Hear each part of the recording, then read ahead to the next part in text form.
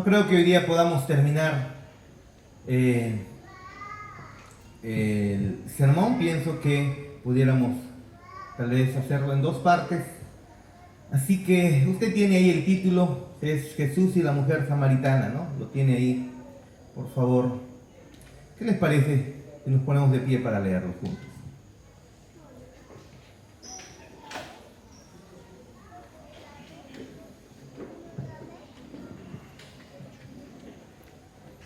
Cuatro, versículo 1, por favor. ¿Sí? Hemos terminado la semana pasada el Evangelio, el capítulo 3. Juan, capítulo 4. Evangelio de Juan, capítulo 4. ¿Sí? Dice: por tanto, cuando el Señor supo que los fariseos habían oído que él hacía y bautizaba más discípulos que Juan, aunque Jesús mismo no bautizaba, sino sus discípulos, salió de Judea y se fue otra vez para Galilea. Y él tenía que pasar por Samaria. Llegó pues a una ciudad de Samaria llamada Sicar, cerca de la parcela de tierra que Jacob dio a su hijo José. Y allí estaba el pozo de Jacob. Entonces Jesús, cansado del camino, se sentó junto al pozo. Era cerca del mediodía y una mujer que de Samaria vino a sacar agua y Jesús le dijo: dame de beber, pues sus discípulos habían ido a la ciudad a comprar alimentos. Y entonces la mujer samaritana le dijo: ¿cómo es que tú, siendo judío, me pides de beber, a mí que soy samaritana? Porque los judíos no tienen tratos con los samaritanos. Jesús le respondió: si tú conocieras el don de Dios y quién es el que te dice dame de beber, tú le habrías pedido a él y él te hubiera dado agua viva. Ella le dijo: Señor, no tienes con qué sacarla y el pozo es hondo. ¿De dónde pues tienes esa agua viva? ¿Acaso eres tú mayor que nuestro padre Jacob, que nos dio el pozo del cual bebió él mismo y sus hijos y sus ganados? Jesús le respondió: todo el que beba de esta agua volverá a tener sed, pero el que beba del agua que yo le daré no tendrá sed jamás, sino que el agua que yo le daré se convertirá en él en una fuente de agua que brota para vida eterna. Señor, le dijo la mujer, dame esa agua para que no tenga sed ni venga hasta aquí a sacarla. Tome su lugar.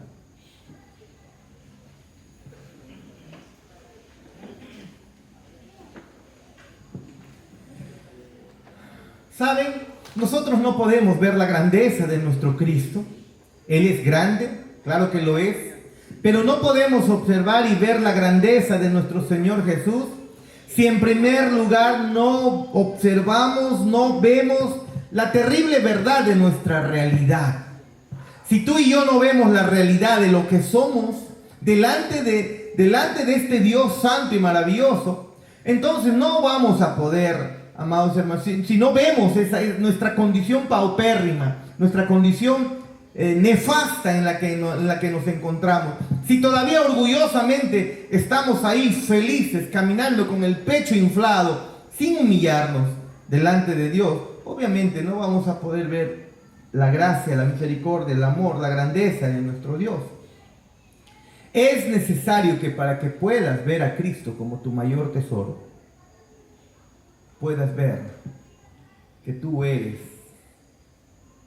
no te encuentras en una situación completamente desfavorable. Tienes que verlo así, tienes que ver, y esa es la verdad, esa es la realidad. Para poder ver la maravillosa obra de nuestro Señor Jesús, que lo que Él ha hecho en la cruz, para ver lo que vale para nosotros, es necesario que cada uno de nosotros también podamos ver qué es lo que somos y hacia dónde nos conducimos sin Él. Porque si no, no vamos a ver con claridad, no vamos a ver su gloria sobre nuestras vidas. Es necesario que aprendamos cuál es nuestra condición. Y lo bueno, pero es que las Escrituras constantemente nos están dando, antes de darnos la buena noticia de que Cristo vino a salvarnos, nos da la mala noticia de que tú y yo estamos justamente en una situación deplorable. Es decir, primero nos muestra la enfermedad terminal o la enfermedad mortal para luego mostrarnos la cura, que es Cristo. Primero nos muestra lo terrible y lo pecaminoso, lo sucio que es el pecado y que cada uno de nosotros amamos ello, y luego nos muestra la justicia de Dios sobre ese pecado, lo que la justicia de Dios demanda, para luego mostrarnos que Él es quien ha enviado a su Hijo a cumplir esa justicia que tú y yo no podemos cumplir. Y justamente en esta historia de la mujer samaritana, nosotros vamos a poder ver esa hermosa verdad de su gracia, su misericordia entregada, pero también veremos cuál es la necesidad en esta mujer que nos representa al final a todos nosotros, cuál es la necesidad primordial de cada uno de nosotros. Y así que de eso se trata esta historia. No se trata al final de nosotros, se trata al final de Cristo. ¿Sí? No se trata de nosotros, sino se trata ¿de quién? De Cristo. Así que es necesario que podamos ver eso. Ahora, tenemos que recordar que en el capítulo 1, por favor, vaya usted al capítulo 1, versículo 14 del Evangelio de Juan, encontramos este verso que nos está ayudando también a tener un poco a encontrar el norte de lo que Juan escribe en todo su Evangelio. Juan capítulo 1, versículo 14, dice lo siguiente: y aquel verbo, hablando de Cristo, fue hecho carne y habitó entre nosotros, y luego, y vimos su gloria, gloria como del unigénito del Padre, lleno de gracia y de verdad. Y luego en el versículo 16, porque de su plenitud, dice, tomamos todos gracia sobre gracia. La repetición de la gracia 3 veces es intencional aquí de parte del apóstol Juan, ¿no? Una vez más, dice que nuestro Cristo, el unigénito, ¿no? Vimos su gloria, gloria como del unigénito del Padre, lleno de gracia y verdad. Y el versículo 16, porque de su plenitud, o sea, de Él, de quién es Él, todos tomamos todos gracia sobre gracia. Significa entonces que cuando vemos la gloria de Cristo en las historias que Juan nos va a mostrar, cuando vemos esas historias por lo que realmente es, ¿qué es? La gloria del Hijo único de Dios el Padre, ¿no? Entonces tú y yo experimentaremos gracia. El apóstol Juan quiere que tú y yo experimentemos gracia sobre gracia, y entonces comienza a escribir estas historias reales acerca de nuestro Señor Jesús. ¿Por qué? Porque quiere que tú y yo experimentemos ¿qué cosa? Gracia sobre gracia. Gracia sobre gracia. En medio de nuestra inmundicia, siempre Él nos permite ver que su gracia es mayor sobre nuestro pecado. ¿Se acuerdan? Y cuando nosotros comenzamos a ver esa gracia de nuestro Dios, pareciera que quedamos como niños, ¿no? Que intentan entender cosas de adultos, ¿no? Y entonces Jesús viene y a esta mujer le dice: yo te voy a dar agua viva. Y la mujer le dice: pero si tú no tienes balde. ¿Te das cuenta? No entiende. La mujer no está entendiendo. Pero espérate, así somos nosotros. Mientras caminamos en este peregrinaje, las cosas que están ocurriendo, las cosas que se están suscitando, nosotros encontramos desesperación y no estamos viendo la mano de Dios caminando, obrando sobre nuestras vidas, moldeando nuestro carácter, moldeándonos la imagen de Cristo, y constantemente estamos preguntando cuando Él viene, el Señor, y nos dice: ¡hey, aquí estoy! Soy el agua de vida. Y nosotros preguntamos tontamente: ¿agua? ¿Cuál agua?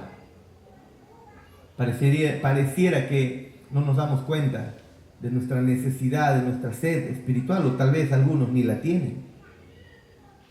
Así que veamos, miren esta transición entre el versículo 3, del capítulo 3, perdón, al capítulo 4 que hemos terminado la semana pasada. ¿Se acuerdan en Juan capítulo 3 del 34 al 35? Juan acababa de decir lo siguiente: porque el que Dios envió, las palabras de Dios habla, pues Dios no da el Espíritu por medida. El Padre ama al Hijo y todas las cosas ha entregado en su mano. Eso vimos la semana pasada, que el Padre envió a Jesús, que Jesús habla las mismísimas palabras del Padre, que Dios le da el Espíritu inmensurablemente y siempre lo ha hecho, se lo ha dado al Hijo, que el Padre lo ama eternamente, que el Padre ha entregado todas las cosas en la mano del Hijo. Es decir, este Jesús es enviado por Dios, este Jesús es amado por Dios, este Jesús es quien habla lo que habla el Padre. Este Jesús es el que está lleno del Espíritu Santo. Él es el que gobierna con absoluta autoridad. Y dice las Escrituras, gobierna por sobre todo. Gobierna por sobre todo. Y ahora, cuando comenzamos el capítulo 4, se nos dice que Jesús deja Judea ahí en el sur y se dirige a Galilea al norte. Los que hemos estudiado el Antiguo Testamento recuerden los mapas que les hemos mostrado y cómo es que de lo que estaba en Judea, parte del reino del sur en el pasado, en el Antiguo Testamento, ¿se acuerdan? Se va hacia Samaria, reino del norte. Es fácil creo recordar ello, ¿no? Ahora, veamos el versículo del 1 al 4, por favor. Por tanto, cuando el Señor supo que los fariseos habían oído que él hacía y bautizaba más discípulos que Juan, aunque Jesús mismo no bautizaba, dice el texto, sino sus discípulos, salió de Judea y se fue otra vez para Galilea, y él tenía que pasar por Samaria.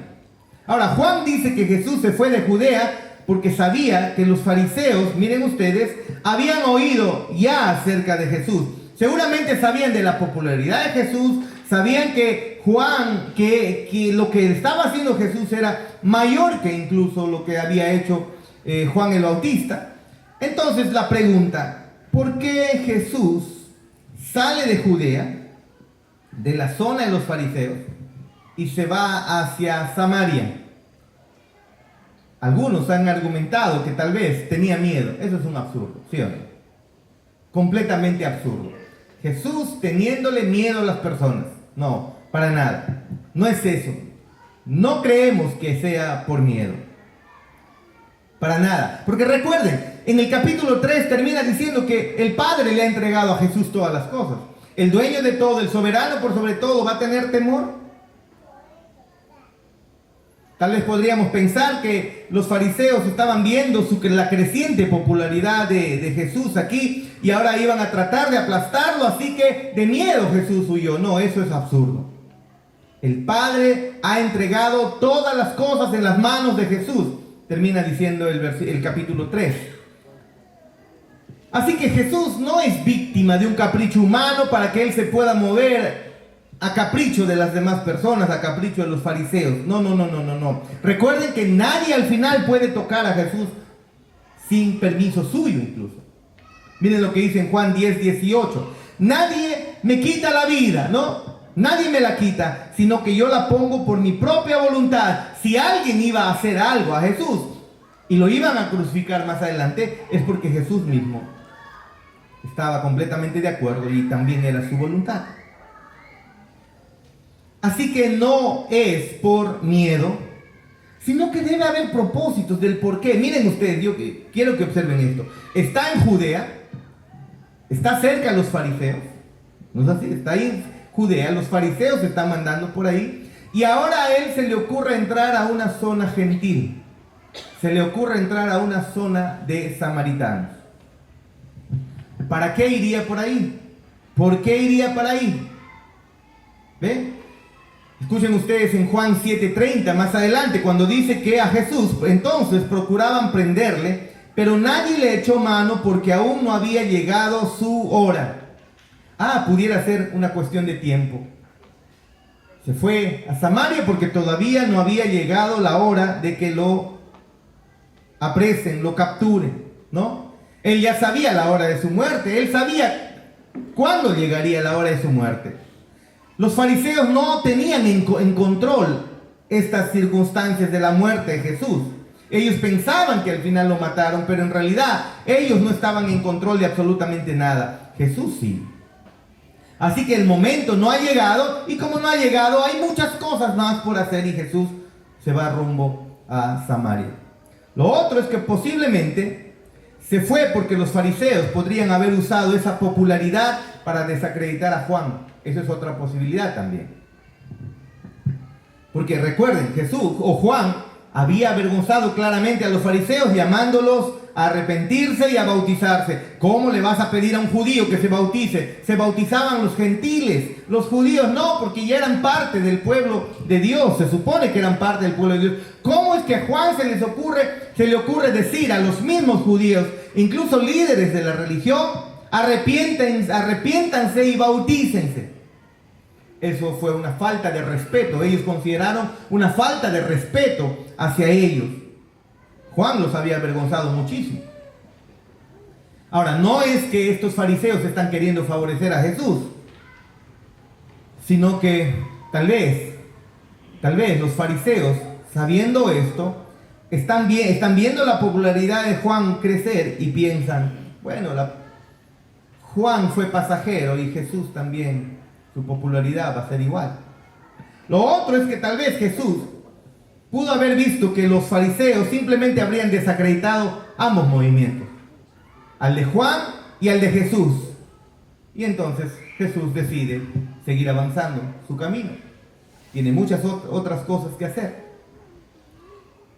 Pero la otra razón por la cual Jesús se enrumba hacia Samaria es que posiblemente, y es lo más seguro, sintió el impulso divino de ir a Galilea justamente por el camino de Samaria, porque Dios había planeado que algo maravilloso iba a ocurrir en esa ruta.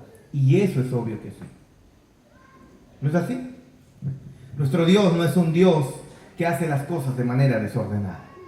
No es un Dios que planifica a última hora. Es un Dios que más bien lo tiene ordenado todo, absolutamente todo. Y este encuentro con esta mujer lo tiene planificado desde antes de haber creado el universo mismo. ¿Por qué? Porque Dios es así. En el Antiguo Testamento dice que Él anuncia lo por venir desde antes de que ocurra. Él anuncia lo por venir desde antes de que ocurra. ¿No es así? Ahora, aquí hay unas palabritas que dicen en el versículo 4, ¿no? Y él tenía que pasar por Samaria. Esa palabrita tenía, es como si era necesario, ¿no? Si lo ven usted, pareciera que diría que esto es necesario. ¿Por qué? Era posible ir a Galilea dando un rodeo. Eso hacían muchos judíos. Cuando querían ir a Galilea, en vez de pasar por Samaria, daban la vuelta. Daban la vuelta. Es como que si tú no quieres pasar por aquí, por el portón de Playa Tingo, pues de repente hay muchos perros, ya fácil.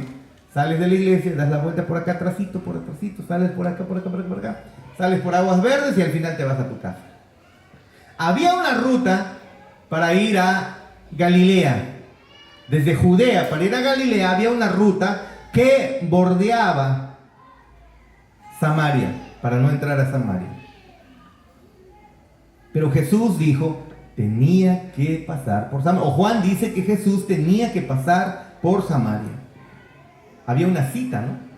Y claro, obviamente nuestro Señor Jesús tiene, a veces, no sé si usted se ha percatado, ocurren las cosas, ocurren circunstancias, y miren, el mismo hecho de nuestro nacimiento, para que nosotros podamos nacer, creo que un día se los mencionaba un poco, tú necesitas en primer lugar 2 padres, ¿no? Para que llegues a nacer, pero también necesitas 4 abuelitos, 8 bisabuelos, ¿no? 16 tatarabuelos, ¿no? 32 tatarabuelos. Y así puedes seguir avanzando, hermano. Uno de ellos, que se le haya ocurrido, qué sé yo, desviarse y no conocer a uno de tus antepasados y tú no naces. Es increíble, el hecho de que estés aquí no ha sido tan fácil. No, sí, mi papá y mi mamá se juntaron. No, no, no, no, no, no. Si retrocedemos en el tiempo, uno de ellos nomás, cuando no se encontró tu tatarabuelito con tu tatarabuelita, uno de ellos nada más, ya tú no naciste, no nacías. Hermanos, nuestro Dios siempre lo hace todo con propósito. Y esos propósitos impulsaban a nuestro Señor Jesús. Eso es lo que Él había hecho. Recuerden que lo que dice Juan en el capítulo 3, versículo 35, que acabamos de leer. Todo había sido entregado en las manos de Jesús. Sabemos entonces que todas las cosas estaban siendo controladas por nuestro Señor Jesús. Las circunstancias estaban siendo controladas y el hecho de que Él vaya directamente, atraviese por Samaria, estaba bajo el control y Él tenía seguramente propósitos. Y obviamente esta historia muestra que es así. Nos muestra que es así. Él no estaba respondiendo a lo que los fariseos están haciendo. Los fariseos están haciendo mucha bulla, mucha molestia por acá, y entonces por culpa de ellos yo me voy por allá. No, Jesús va a cumplir un propósito. Y todos esos propósitos tienen que ver con lo que acabamos de leer en el capítulo 1. Gracia.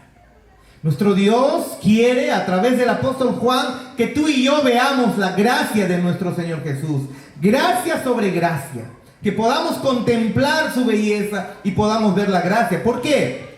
Porque todo el evangelio de Juan está plagado de ello, de esta frase. La gracia de nuestro Señor Jesucristo. ¿Por qué? Porque gracia es que Él cumpliera su hora señalada con la cruz, por ejemplo. Gracia es que Él se pueda preocupar de que Juan no fuera desacreditado públicamente, más de lo necesario, y entonces se va. Gracia es que Él protegiera la unidad de los grupos de Juan y su mismo grupo también, para que no sea desacreditado por los fariseos. Y es gracia que Él se sintiera obligado a cumplir una cita divina con esta mujer samaritana, con una adúltera, con una mujer que había tenido muchísimos maridos, como dice el texto. Y lo verán seguramente la próxima semana. Qué hermoso, ¿no? Que nuestro Dios no hace las cosas solo por hacerlas. ¿Se ha dado cuenta de eso en su propia vida? Hermanos, en medio de por ejemplo, de su propio matrimonio, y tal vez a veces nosotros renegamos y cuestionamos y, tal vez me hubiera casado con otro hombre, pudiera decir usted.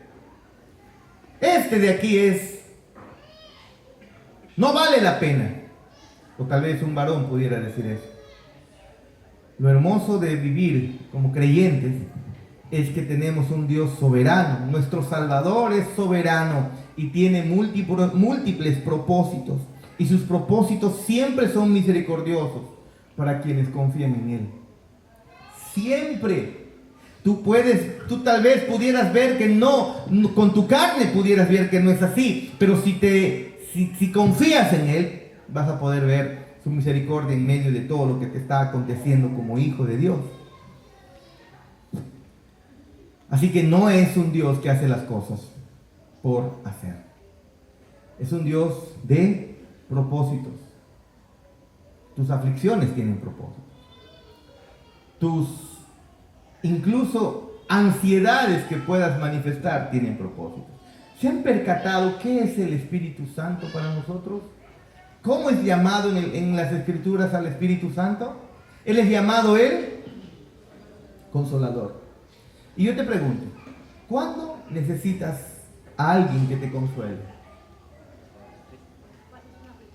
Vamos, ¿cuándo? Increíble, ¿no? ¿Te das cuenta? ¿Cuándo necesitas que Él te consuele? Cuando estás en aflicción. Entonces incluso hasta tus propias aflicciones tienen un propósito de que seas consolado. ¿Se dan cuenta? Maravilloso. No es un Dios que hace las cosas por hacer y que deja cabos sueltos. Es un Dios que tiene propósitos, lleno de gracia. Y en esta historia se ve así. Muy bien, pero veamos esta historia de la mujer samaritana, ¿no? Veamos. Cuando Jesús incluso le dice en el capítulo 4, versículo 18, y vamos a poder ver esa misericordiosa gracia de nuestro Dios. 4, versículo 18 dice lo siguiente: porque 5 maridos, le dice, ¿no?, has tenido, y el que ahora tienes ni siquiera es tu marido. Esto has dicho con verdad, le dice.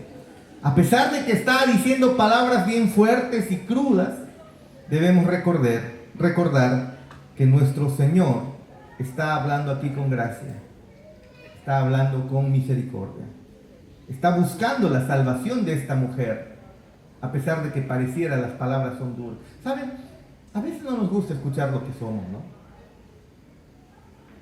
¿A quién le gusta escuchar de sus fallas? Cuando viene y tu esposa, tu esposo, tus hijos te dicen, tú eres así, así, así. Te aseguro que no eres fácil de decir, sí, tienes razón, bajar la cabeza. Lo primero que hacemos es enojarnos. Aquí nuestro Señor Jesús está desnudando prácticamente, espiritualmente a esta mujer. Y a pesar de que pueda ser doloroso, es parte de su gracia y de su bondad que Juan está queriendo que tú y yo podamos observar. Y luego incluso más adelante, cuando le dice en el versículo 23, los verdaderos adoradores adorarán al Padre en espíritu y en verdad, porque el Padre tales adoradores busca. Tales adoradores el Padre persigue para su adoración, ¿no? Tales adoradores busca el Padre que le adoren, y esa adoración tiene que venir a través de Jesús. Nos está mostrando Juan aquí la gracia de este Dios maravilloso. La historia que nosotros tenemos aquí, pudiéramos compararla un poco con la historia que Lucas tiene. Lucas tiene una historia grandiosa. Lucas 15, la parábola del hijo pródigo. Aquí vemos la versión del hijo pródigo, versión Juan, con la mujer samaritana, desviada, descarriada, pecadora, con muchos esposos. Esta es como una especie de hija pródiga. Y el Padre está buscando la adoración de esta mujer que delante de la gente, delante de las multitudes, delante de la sociedad, delante de los judíos, delante de los religiosos, es una mujer que está completamente perdida. Y curiosamente, el Padre está buscando la adoración de una mujer así. Así como cuando Jesús se acercó a los recaudadores de impuestos, así como Jesús se acercó a los pecadores, a los bebedores, incluso le acusaron, ¿no? Se junta con comedores, bebedores, ¿no?, con ellos, y lo muestra el evangelista Lucas, ¿no? De la misma manera vemos cómo es que aquí Juan nos muestra que este Dios creador está dispuesto a ir a buscar a alguien para mostrarle y ofrecerle su gracia. Está dispuesto a compartir con esta mujer adúltera samaritana. Qué increíble es la relación que nuestro Dios busca con el ser humano, ¿no? Vean ustedes, lleno de majestad, llena de gloria, y se inclina y se humilla para hablar con una mujer como ella. Se inclina, se agacha, por así decirlo, para que pueda acercarse a ti, a tener una relación contigo. Increíble, ¿no? Tal vez tú puedas estar viendo a esta mujer como pecadora, pero te pido por favor que también te puedas observar, podamos observarnos cada uno de nosotros. Ahora, ¿por qué los judíos estaban evitando a los samaritanos? ¿Por qué? ¿Por qué los samaritanos y los judíos no se veían para nada? Vean el versículo 9, por favor. Dice, entonces la mujer samaritana le dijo, ¿cómo es que tú, siendo judío, me pides de beber a mí, que soy samaritana? Porque los judíos no tienen trato con los samaritanos. Es que había ocurrido lo siguiente. Después que los asirios habían entrado a conquistar y a llevar cautivos a los de Samaria, ¿se acuerdan? Al reino del norte, ¿no? En el año 722, 721 antes de Cristo, lo que hicieron los asirios es cogieron a todo el pueblo, especialmente a los ricos, se llevaron a los ricos y los llevaron muy, muy lejos. Los llevaron hacia Siria y los desaparecieron. Entonces quedaron, pero todavía población pobre en Samaria. Y entonces a estos que quedaron, los asirios trajeron de otros pueblos para habitar esta tierra, la tierra que habían conquistado. Y entonces ahí es donde se da la mezcla entre israelitas y naciones extranjeras, algo que nuestro Dios había prohibido en el Antiguo Testamento, pero debido a que trajeron otras naciones, de otros pueblos a habitar, imagínate, es como que se lleven a todo Tingo María y dejen a los más pobres de Tingo María, los dejen acá, se los lleva, y porque ha quedado la tierra deshabitada, entonces se trae, qué sé yo, de Huánuco, se trae de Panao, de Chagui, de Tarapoto, se traen personas para que habiten aquí. Y ellos se juntan juntamente, se casan, se relacionan con los habitantes, pocos que habían quedado, y ahí nace entonces esa raza que le llaman los samaritanos. Estaba prohibido, no tenían que juntarse, pero así pasó. En 2 de Reyes, capítulos 17 y 18, usted va a encontrar esa referencia, lo puede hacer en su casa. Miren, pero Don Carson, hablando en su comentario del Evangelio de Juan, dice: después del exilio del reino del sur de Babilonia, los judíos, al regresar a su patria, ahora ya con el otro exilio, vieron a los samaritanos no solo como hijos de rebeldes políticos, sino como mestizos raciales cuya religión estaba contaminada por varios elementos inaceptables. Aproximadamente alrededor del año 400 antes de Cristo, los samaritanos erigieron un templo rival en el monte Gerizim. Y debido a esto, entonces, los judíos y samaritanos no se estaban llevando bien. ¿Por qué? Volvamos al ejemplo de Tingo María. Después de mucho tiempo, los tingaleses verdaderos regresan a Tingo María, por así decirlo. Y cuando regresan, están en contra de todos los tingaleses que se casaron con huanuqueños. Por lo tanto, no se quieren llevar, los toman como inmundos. Eso estaba pasando en los tiempos de cuando Jesús se encuentra con esta mujer. ¿Por qué los samaritanos y judíos no se llevaban? Porque los samaritanos eran considerados una raza mestiza. Ellos habían adorado a otros dioses, habían creado una nueva religión, ellos se habían casado con otros, mejor dicho, los judíos eran bien racistas.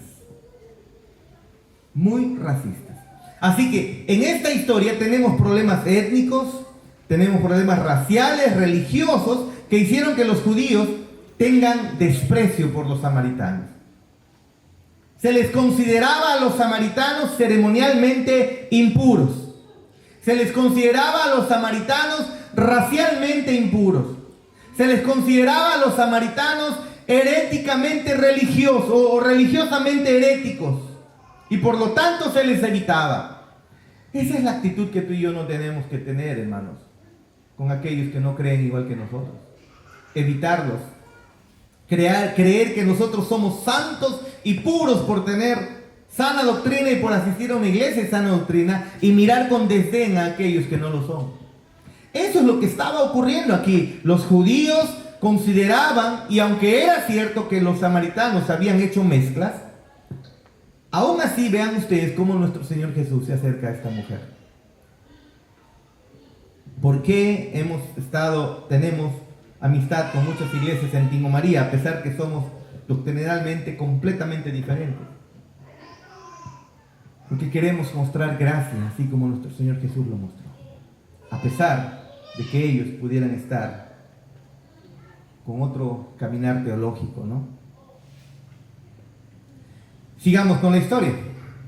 Había una fuente ahí en Sicar, y prácticamente como que el letrero diría, ¿no? Solamente para un tipo de personas. Vean lo que dice el versículo 6 al 8. Y allí estaba el pozo de Jacob. Entonces Jesús, cansado del camino, se sentó junto al pozo. Era cerca del mediodía. Una mujer de Samaria vino a sacar agua, y Jesús le dijo: dame de beber, pues sus discípulos habían ido a la ciudad a comprar alimento.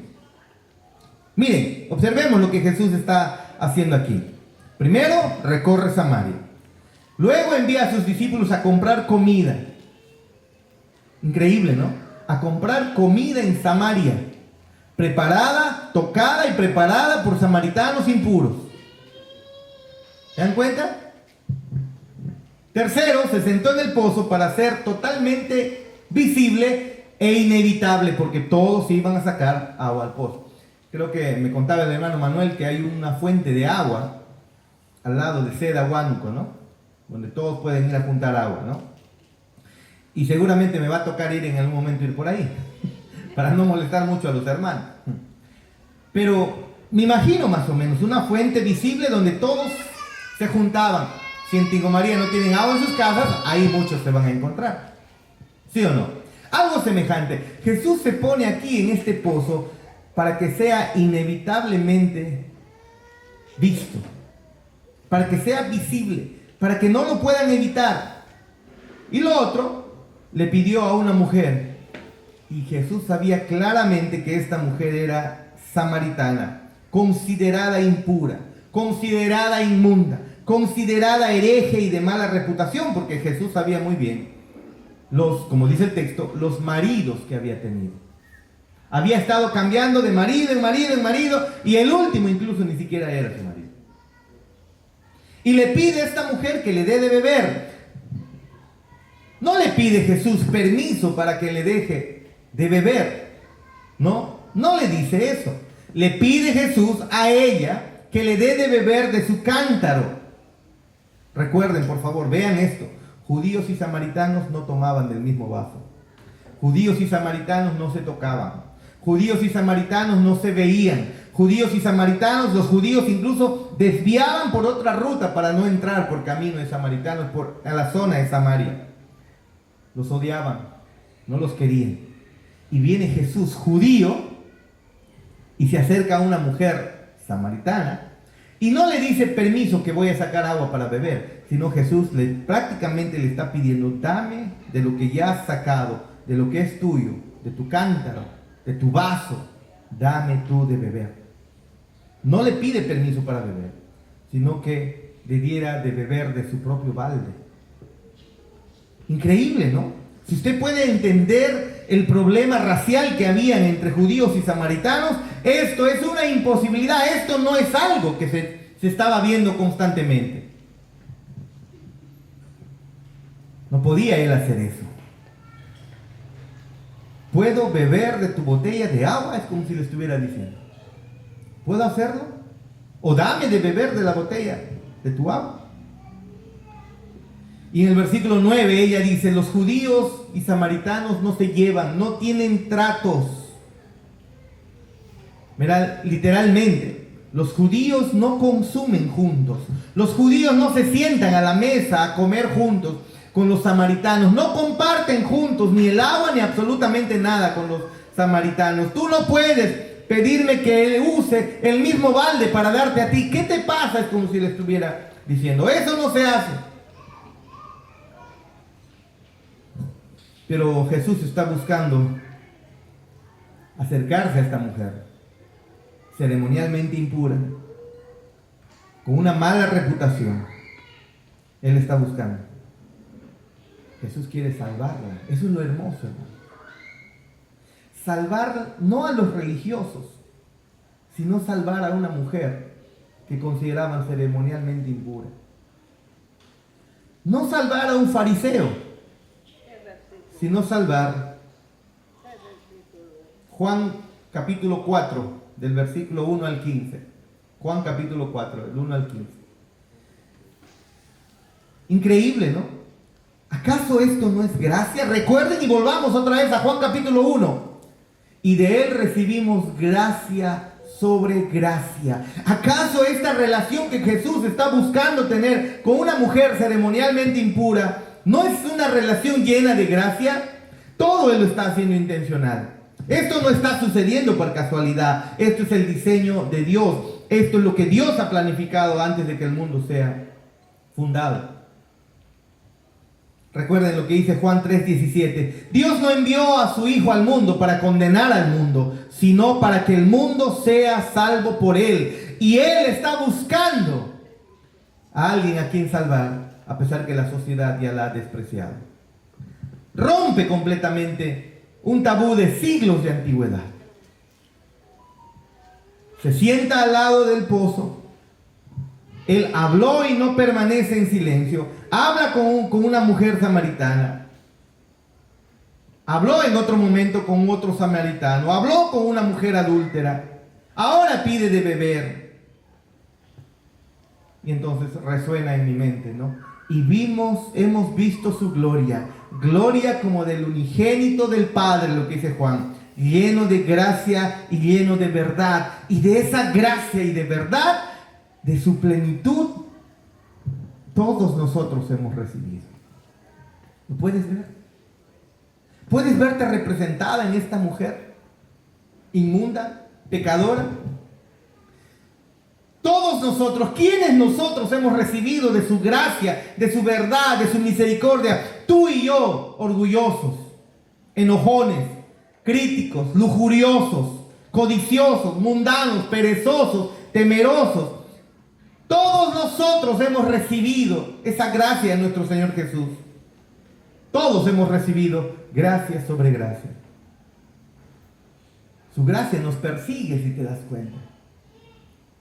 En medio de tus pecados, su gracia es mayor.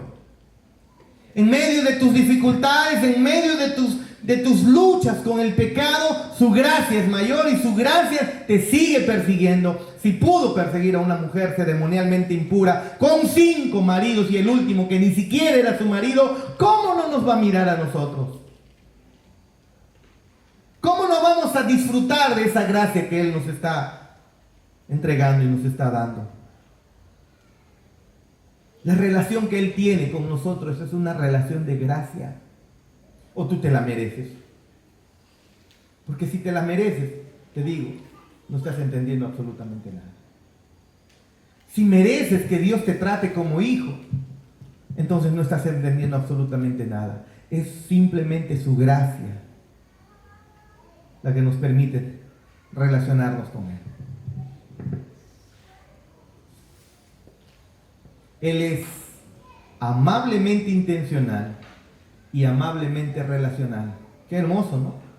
Ahora, Él no tiene nada más que decir sobre el muro que está separando a los judíos y los samaritanos. Él no quiere hablar acerca de eso. Él ha derribado por completamente ese muro con su propia conducta, al quebrar ese tabú, al quebrar esa idea de que no deben hablarse, no deben juntarse entre alguien santo, un judío, y alguien inmundo, un samaritano. Él ha pisado por completo esas ideas tontas que han estado construyendo, que se habían construido. Y Él pasa a cosas mucho más importantes. Versículo 10 dice, Jesús le respondió: si tú conocieras el don de Dios, ¿y quién es el que te dice, dame de beber? Tú le habrías pedido a Él y Él te hubiera dado agua viva.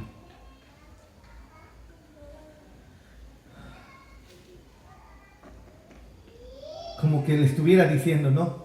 Que te abra los ojos, mi Padre, para que tú veas que estás hablando con el mismísimo Hijo de Dios, que está llevando en sí mismo el don de Dios y ahora te está ofreciendo el agua viva. Saben, pero esta mujer no ve, no está viendo. El versículo 11 dice, ella le dijo, Señor, no tienes con qué sacarla, y el pozo es honde. ¿De dónde pues tienes esa agua viva? No está entendiendo absolutamente nada esta mujer. Yo espero que no haya en esta iglesia personas que estén con esa misma pregunta. Cuando les decimos, es el mayor tesoro, ¿cómo así? Cuando le decimos, es el creador, el que merece toda adoración, no me convence. Cuando se les enseña que Él es el creador del universo, que demanda tu adoración porque se lo merece, y alguien pueda al final no creerlo y continuar con su vida lejos de Dios. Aquí el mismísimo Hijo de Dios le está diciendo, ¡hey mujer! Soy el Hijo de Dios. Yo llevo el don de Dios y yo te estoy dispuesto a darte agua viva agua verdadera, está hablando de cosas espirituales, y esta mujer no entiende y piensa que le está hablando acerca del agua física. Y le dice: Señor, no tienes con qué sacarla. El pozo es hondo. ¿De dónde pues tienes esa agua viva? Soy yo el que tiene balde, tú no lo tienes. Ella no ve, es como Nicodemo, ¿no? ¿Se acuerdan de Nicodemo, unos versículos anteriores, en el capítulo 3? Jesús le dice: tengo un nuevo nacimiento para ti, Nicodemo, agua viva. Y él dijo: ¿dónde está el vientre de una mujer lo suficientemente grande como para que yo pueda entrar en él? ¿Acaso una mujer, un hombre puede volver otra vez al vientre de su madre y volver a nacer?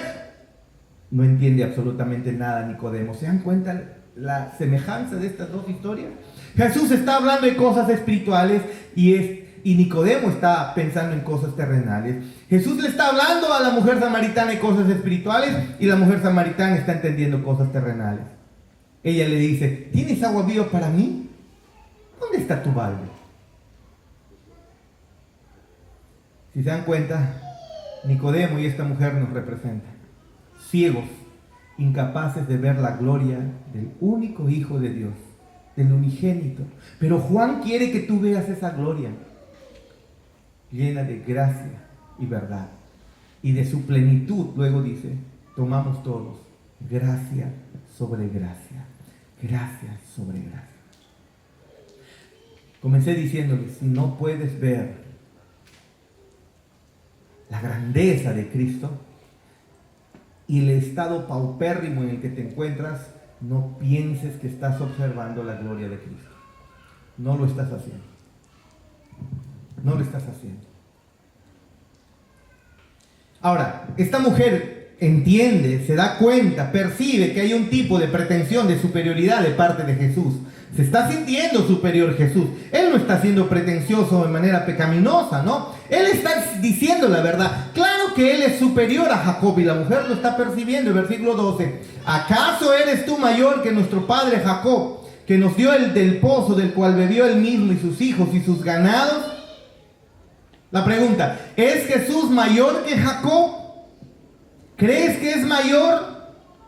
Y él responde. Jesús le responde. Versículo 13. Todo el que beba de esta agua volverá a sed. Todo aquel que beba del pozo de Jacob volverá a tener sed.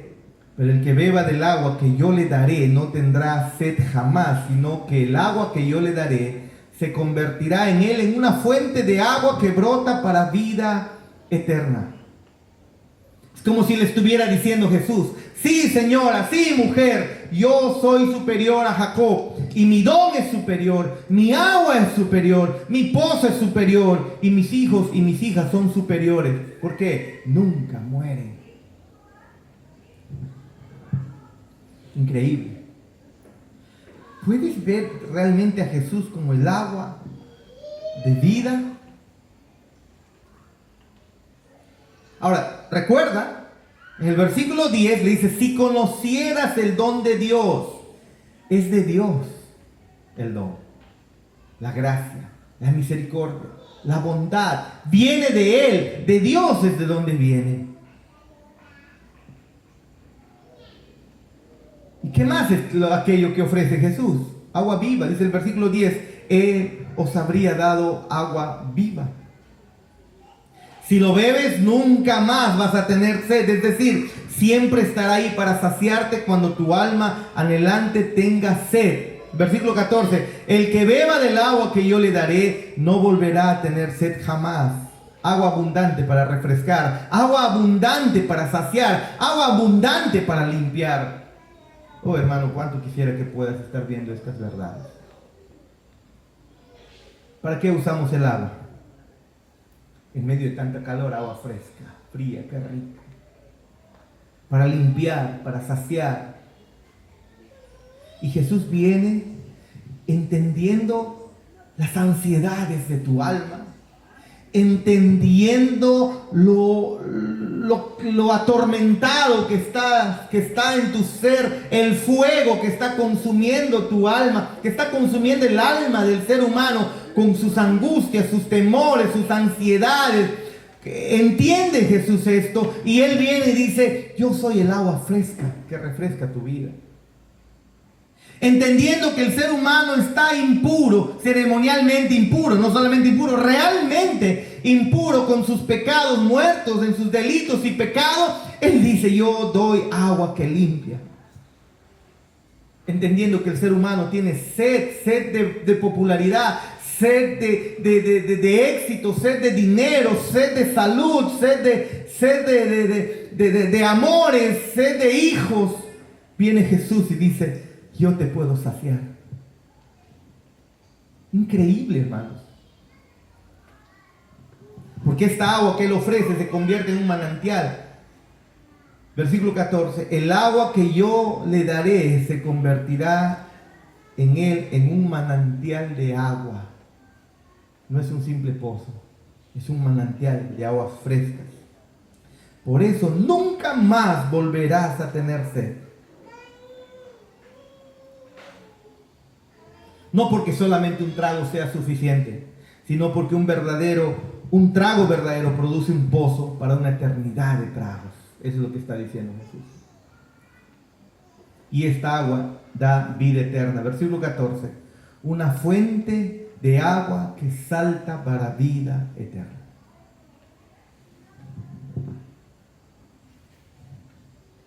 Jesús le está diciendo a esta mujer: mi superioridad es tu salvación. Soy superior a Jacob. Soy superior a Jacob, infinitamente superior a Jacob. Pero esa superioridad es la salvación de esta mujer. Tú debes disminuir, le está diciendo. Yo debo crecer en ti. Yo tengo el agua de la vida. Tú tienes sed, reconócelo. Y entonces podrás beber. Hermano, hermana, ¿entiendes que no necesitas más?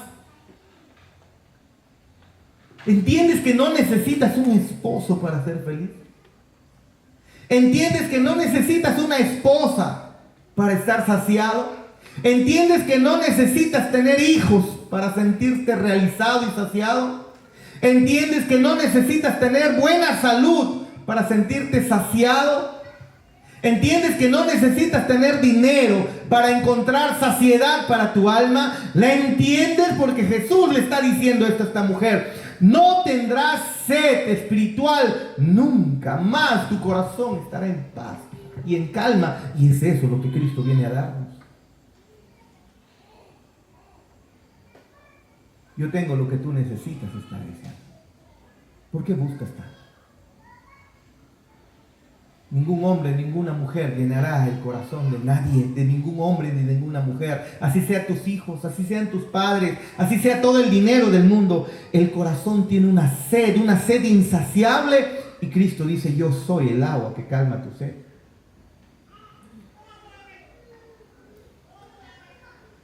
Soy lo que tú necesitas, le está diciendo esta mujer. Si bebes, si crees en mí como lo que soy, verdadero tesoro que siempre satisface, vivirás para siempre. Pero hermanos, esta mujer se comporta como tú y como yo. Versículo 15. Ella no lo ve, hermanos. Señor, le dijo la mujer, dame esa agua para que no tenga sed, ni venga hasta aquí a sacarla. Ella sigue pensando en cosas materiales. Sigue pensando en cosas físicas. Para ya no tener que sacar agua de acá, es muy lejos de mi casa. Por favor, dame esa agua para yo no tener que sacarla acá. Me gustaría de esa agua para no tener que estar cargando el pesado balde. Igual que Nicodemo, ¿no? Nicodemo, versión mujer. No ve. No lo ve. Pero nuestro Señor Jesús está invitando a esta mujer a beber de Él. Si no tienes dinero, si no tienes con qué comprar, ven, bebe. Isaías 55, ya lo había anunciado Isaías. Escuchen lo que dice: a todos los sedientos. ¿Estás sediento? ¿Estás sediento? Tu alma atribulada, sedienta, está cansada de ser lo que tú eres. ¿Estás cansado, cansada de vivir para ti mismo? ¿Estás cansado y cansada de estar esperando la aprobación de las personas, la aceptación de las personas? ¿Estás cansado y cansada de solamente pensar en ti mismo? ¿Te das cuenta que nada sacia tu alma? Isaías te diría: a todos los sedientos, venid a las aguas, y los que no tienen dinero, venid, comprad y comed. Venid, comprad sin dinero y sin precios vino y leche. ¿Por qué gastáis el dinero en lo que no es pan y vuestro trabajo en lo que no sacia? Oídme atentamente y comed del bien, y se deleitará vuestra alma con grosura. Inclinad vuestro oído y venid a mí. Oíd y vivirá vuestra alma, y haré con vosotros pacto eterno, las misericordias firmes de David, dice Isaías. Jesús una vez más nos invita. ¿Cómo está tu alma? Atribulada, atormentada, angustiada. Nadie llenará el vacío de tu ser. Solo Cristo. Ven, bebe. Y la manera de comenzar a hacerlo es arrepintiéndonos. Vuelve tu corazón a Él. Arrepiéntete de tus pecados. Si has estado alejándote del Señor, retoma hoy mismo tu caminar. Míralo como lo que Él es. El agua de vida eterna. Pongámonos de pie y oremos.